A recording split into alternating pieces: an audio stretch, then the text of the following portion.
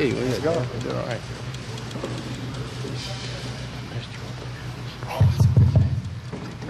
Good morning. And welcome to the Evansville Wartime Museum. My name is Richard Kuhn. I'm the chairman of the museum's board of directors and a member of the P-47 Foundation board. We're here today to recognize the World War II manufacturer of this magnificent airplane here in Evansville and the 76th anniversary of turning the airplane over to the U.S. Army Air Force in May 1945. We're here today to celebrate the state of Indiana's designation of Hoosier Spirit II as the official state airplane and to reveal for the first time the new design of Hoosier Spirit II. I now have the honor of introducing one of the museum's biggest supporters, Evansville Mayor Lloyd Winnicky.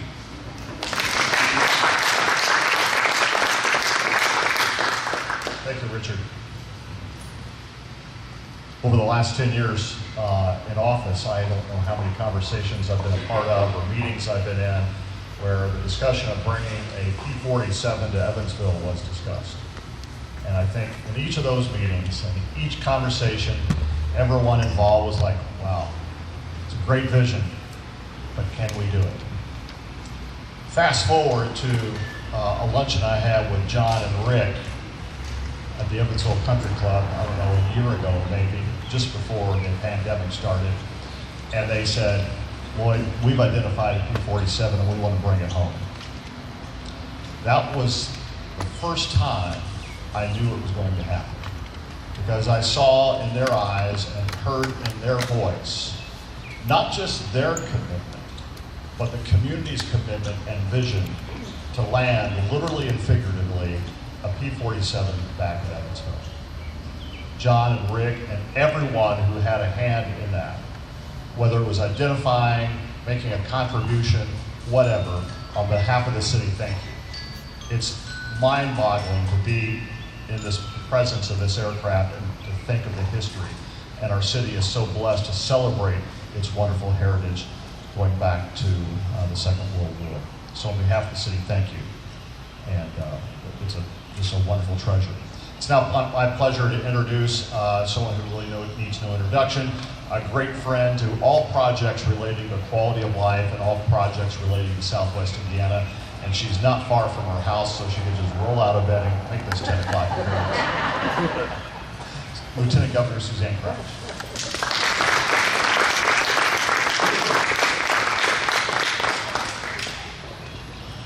Good morning.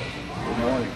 It is such a joy and such an honor to be here with you all today and to see some of our partners from the Indiana General Assembly who made this happen. We have Wendy McNamara, is that Wendy back there? Representative McNamara, Representative Tim O'Brien, and we have Senator Becker and Senator Toms. And I don't know if you all appreciate what strong voices they are for this part of the state and all the good that they do carrying Southwest Indiana's message forward and having us recognized in the state of Indiana. So thank you all for being the great partners that you are. It's such an honor to be the Lieutenant Governor of Indiana and a partner to Governor Eric Holcomb. And it's an honor to be here today. And I'll tell you, during this General Assembly we passed a lot of bills, but one of the bills that was passed was naming Hoosier Spirit II the official state airplane or aircraft. Is that not correct? I believe that Representative McNamara authored the bill and Senator Becker carried it in the Senate. And so now, Hoosier Spirit II is the official state aircraft.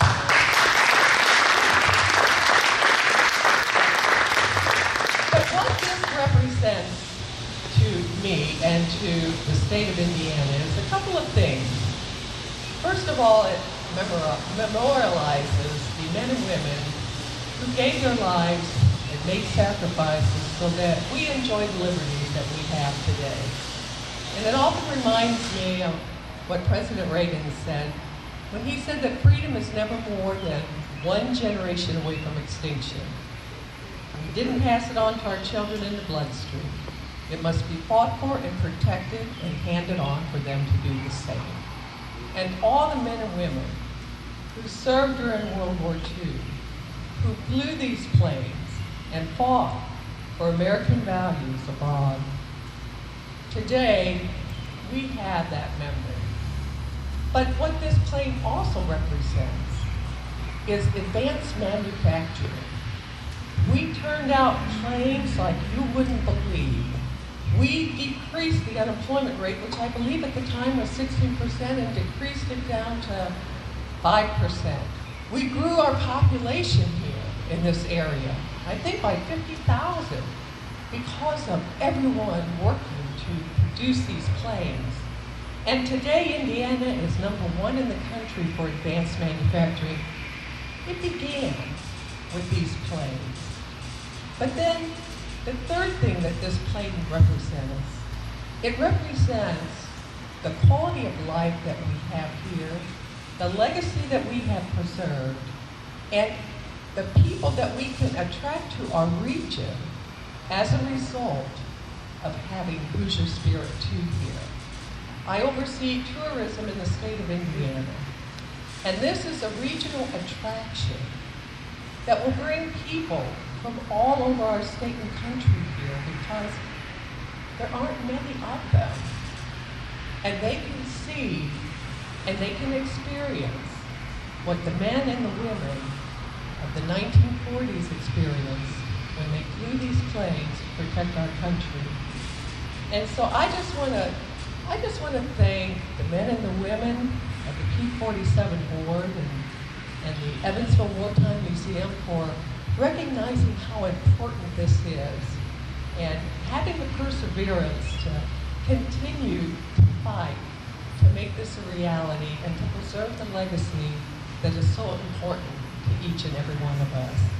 And with that, I would love to welcome Rick Casco, who's the P-47 Board of Directors Chair, to the podium to share with us what this means to him.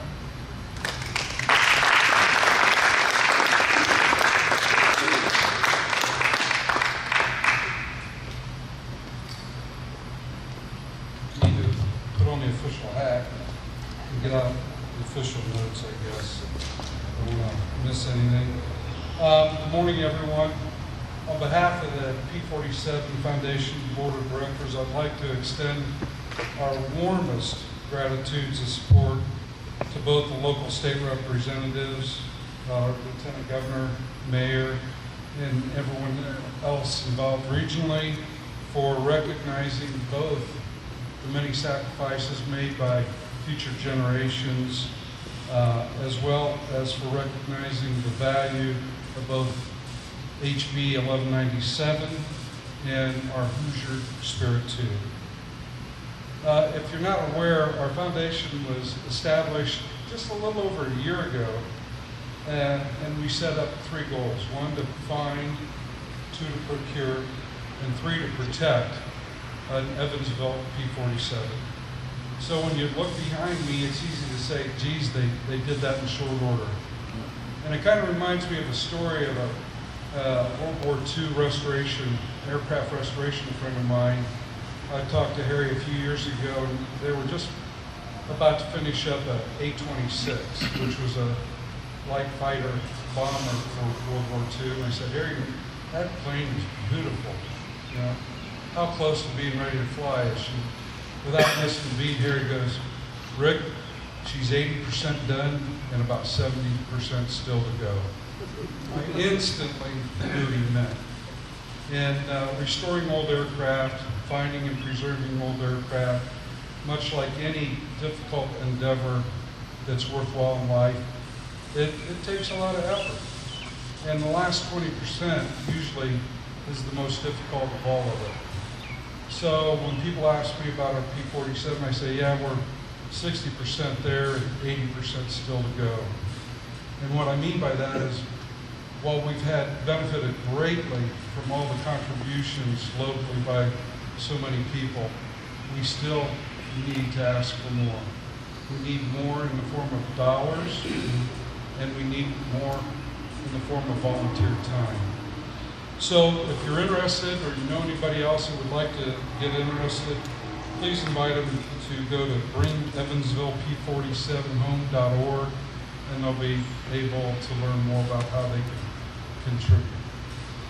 Looking forward to the rest of today's program, I'd like to give my personal thanks to the design committee headed up by Donna Bone and Dan Hendrickson, Fritz Preen, and Brent Joyce. This group have put in countless hours in just research alone, let alone coming up with appropriate paint schemes for Hoosier Spirit 2, which will be implemented later this winter. Until then, I'd like to recognize both Alvy Signs and the marketing team at Evansville Teacher Federal Credit Union for their creativity and implementation of a way for us to see what that paint scheme is going to look like today. So without further ado, I'd like to give you Hoosier Spirit 2. I guess if I ran out of Polish.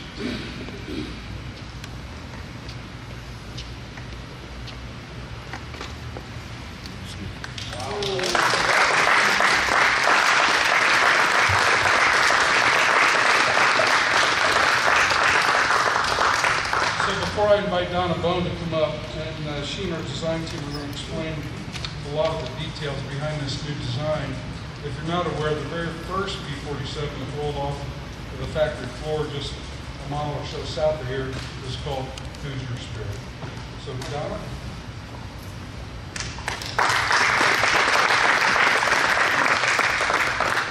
What you see behind me is the interim design that's going to be there until we get a chance to repaint the entire plane. Microphone.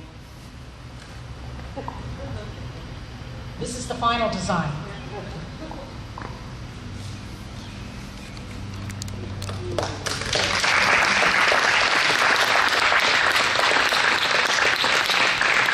So it's similar to the design you see behind me. What's not on this plane is all the orange that you see on the top and the back end of the plane. The logo on the cowling includes the torch from the state of Indiana because we wanted to represent the state as well as the city of Evansville. And there's a star at the bottom of the torch to represent the state of Indiana. The logo on the tail in this photo, and you can also see it in this copy of the state bill. That'll be on the tail of the final plane.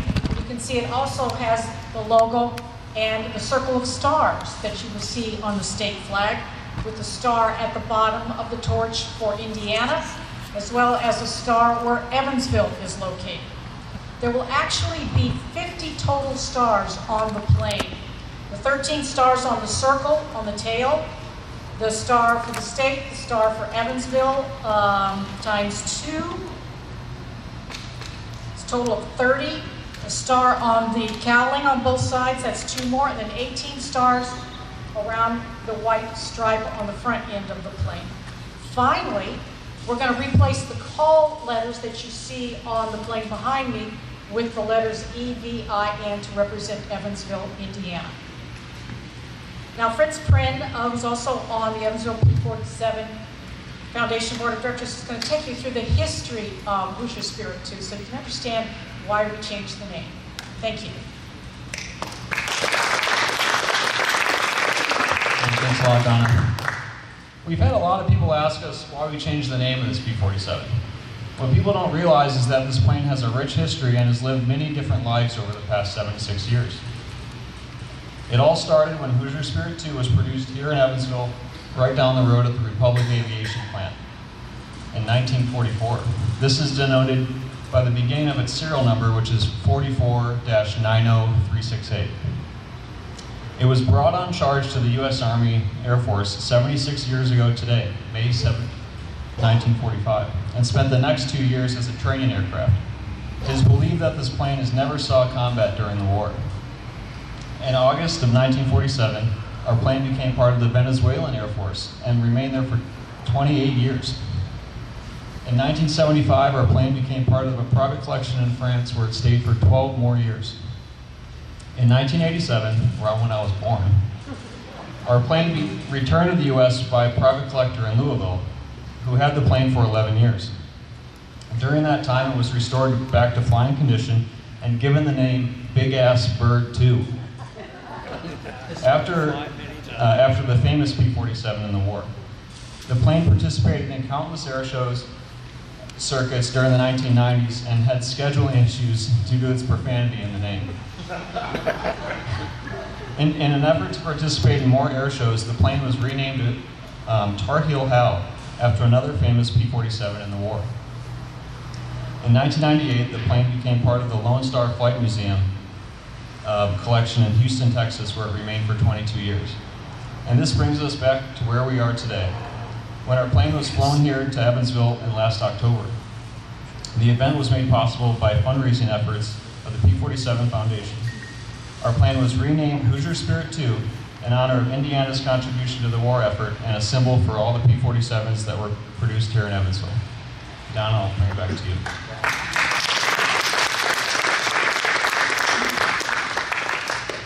Thank you all for coming. We have cake in the back, red velvet cake. We have cookies with airplanes on them and drinks. We have water. Help yourself. Board members and the folks who are part of the foundation as well as the museum are here to answer questions for any of the media. And for the folks from the media, I have a copy for you to take with you that has a lot of the information we just shared about the timeline and the history. Thank you.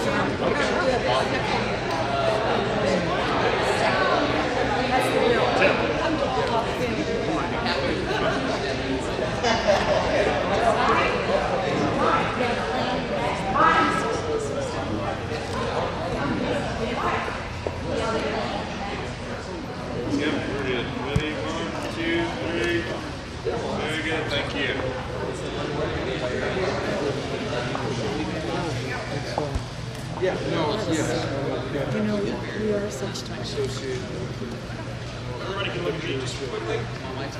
First time.